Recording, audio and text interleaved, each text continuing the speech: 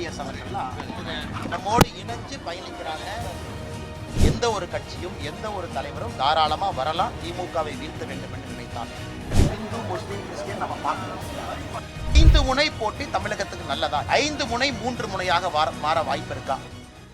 இப்போ நாங்கள் பேட்டி கேட்கும்போது கூட திரு டிடிவி தினகரன் திரு ஓபிஎஸ் 2 பேருமே என்ன சொன்னாங்க அப்படின்னா, அதிமுகவினுடைய அனைத்து அணிகளும் ஒன்றாக இணைய வேண்டுமா அப்படின்னு கேட்டதுக்கு எல்லோருடைய விருப்பம் அதானே அப்படின்னு தான் சொல்றாங்க. ஆனால் இன்னைக்கு பாருங்க, மேடையில் நம்ம அண்ணன் டிடிவி அவர்கள், அண்ணன் ஓபிஎஸ் அவர்கள்லாம் நம்மோடு இணைஞ்சு பயணிக்கிறாங்க.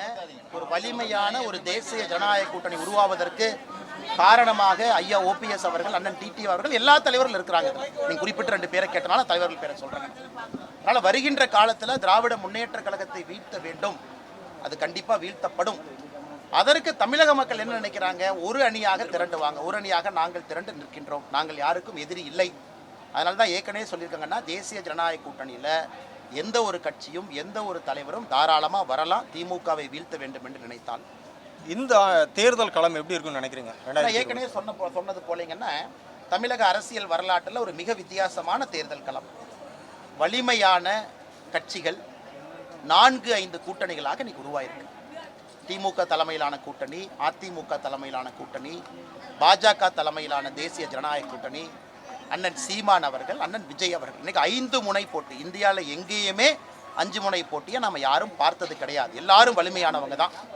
அண்ணன் சீமான் அவர்களும் அவருடைய வாக்கு வந்தியை தொடர்ந்து காட்டிட்டு இருக்காங்க. அது இடைத்தேர்தலாக இருந்தாலும் சரி, பாராளுமன்ற தேர்தலாக இருந்தாலும் சரி, சீமான் அண்ணன் தயாராக இருக்கிறாங்க. அதே போல் அண்ணன் விஜய் அவர்கள் புதிதாக வந்திருக்கிறாங்க. அவர்களும் நாங்களும் இன்னைக்கு பெருசாக இருக்கிறோம் அப்படின்னு தொடர்ந்து பேசுகிறாங்க. 5 முனை போட்டி தமிழகத்துக்கு நல்லதா? எனக்கு தெரியாது. பத்திரிகை நண்பர்கள், பொதுமக்கள் நீங்கள் சொல்லணும். 5 முனை 3 முனையாக மாற வாய்ப்பு இருக்கா? எனக்கு தெரியாதுங்கண்ணா.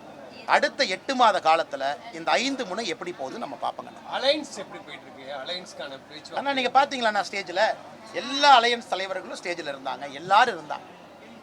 பாரதிய ஜனதா கட்சியினுடைய இஸ்லாமிய சொந்தங்களுக்கு நோன்பு திறப்பு விழா, தேசிய ஜனநாயக கூட்டணி எவ்வளோ பிரம்மாண்டமான நிகழ்வு நீங்கள் பார்த்தீங்க.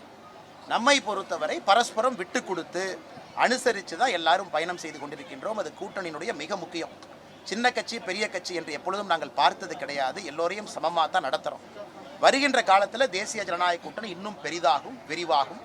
ஒரே நோக்கம் என்னன்னா, திராவிட முன்னேற்ற கழகத்தை வீழ்த்த வேண்டும். ஓகேவா? 6 மாசம் இருக்கு. இன்னும் கூட்டணி பத்தி பேசுறதுக்கு வாய்ப்பு இருக்கு. ஆனா இந்த யூபிஎஸ்சி நம்ம அழைப்பு எடுக்கல. இந்த 6 மாத காலத்துக்கு டெல்லியில போய் அமித்ஷாவெல்லாம் சந்திச்சாரு. நீங்க பாருங்க, இஃப்தார் நோன்பை பொறுத்தவரை அண்ணன் இபிஎஸ் அவர்களாக இருக்கட்டும், அண்ணன் சீமான் அவர்களாக இருக்கட்டும், எல்லாருமே இருக்கிறாங்க.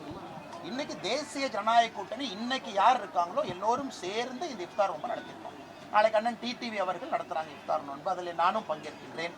இன்னைக்கு யார் நம்ம கூட்டணியில் தலைவர்கள் இருக்கின்றோமோ எல்லாருமே பரஸ்பரம் ஒருவருக்கொருவர் பேசி இதை நடத்துகிறோம். எல்லோரும் இஸ்லாமிய சொந்தங்களுக்கு ஒரே செய்தியை சொல்கிறோம். திமுக காரங்க மட்டும் பட்டா போட்ட மாதிரி எங்கேயும் சுற்றிக்கிட்டு இருக்காங்க. அவங்களை நம்பாதீங்க. திராவிட முன்னேற்ற கழகம் செய்திருக்கக்கூடிய தவறுகளை, துரோகங்களை பட்டியலிட்டு காட்டிக் கொண்டிருக்கின்றோம். அதனால் இஸ்லாமிய சொந்தங்களாக இருக்கட்டும், கிறிஸ்தவ சொந்தங்களாக இருக்கட்டும், யாரும் அவர்களை வாக்கு வங்கியாக எடுத்துக்கொள்ள முடியாது. எல்லோரும் தேசிய ஜனநாயக கூட்டணியின் பக்கம் வர ஆரம்பித்திருக்கிறார்கள். அது 2026 தேர்தலில் பிரதிபலிக்கும். 25 ஆண்டுகளுக்கு மேலாக சிறையில் உள்ள இஸ்லாமியர்களை விடுதலை செய்யணும் மேடையிலே நிறைய பேர் போகிறாங்க. திமுக வாக்குறுதி பாஜக அதை ஏற்றுக்கொள்ளும். 25 ஆண்டு பாரதிய ஜனதா கட்சியினுடைய பொசிஷன் ரொம்ப கிளியர். நாங்கள் எந்த ஒரு குற்றவாளி சிறை தண்டனை பெற்றவரை எப்பொழுதுமே மதத்தின் அடிப்படையில் இந்து, முஸ்லீம், கிறிஸ்டியன் நம்ம பார்க்கணும். நம்மை பொறுத்தவரை குற்றவாளிகளை 2 தரமாக பார்க்கின்றோம். ஃபண்டமெண்டலிஸ்ட் குற்றவாளிகள், அதாவது ஒரு பாம்பு பிளாஸ்ட், டெரர் இன்சிடென்ட்ல மாட்டியிருக்கிறவங்க. எத்தனையோ இஸ்லாமிய சொந்தங்கள் வேறு வேறு கேஸ்ல லைஃப் இம்ப்ரிசன்மென்ட் இருக்கிறாங்க. அவர்களுக்கு ஒரு மானசீக முறையில் அவர்களுக்கு நல்ல ஒரு விஷயம் நடக்க வேண்டும் நினைக்கிறேன்.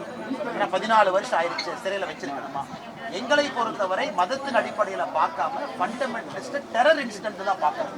அதிலும் நாங்கள் இஸ்லாம் என்கின்ற வார்த்தையை பயன்படுத்துகிறோம். ஒரு ஹார்டு கோர் டெரரிஸ்டா இருக்கும் பொழுது அவர்களுக்கான இது வேற. அதே போல ஒரு நார்மல் கிரைம்ல ஒருத்தவங்க இருக்காங்க, மதத்தின் அடிப்படையை சொல்ல அதற்கான சட்டம் வேற. அதன் அடிப்படையில் தான் எல்லா தலைவர்களும் பேசிக் கொண்டிருக்கிறாங்க. இது போன்ற செய்திகளை மேலும் தெரிந்து கொள்ள எங்களது யூடியூப், ஃபேஸ்புக் மற்றும் ட்விட்டர் ஆப்களை சப்ஸ்கிரைப் செய்யவும்.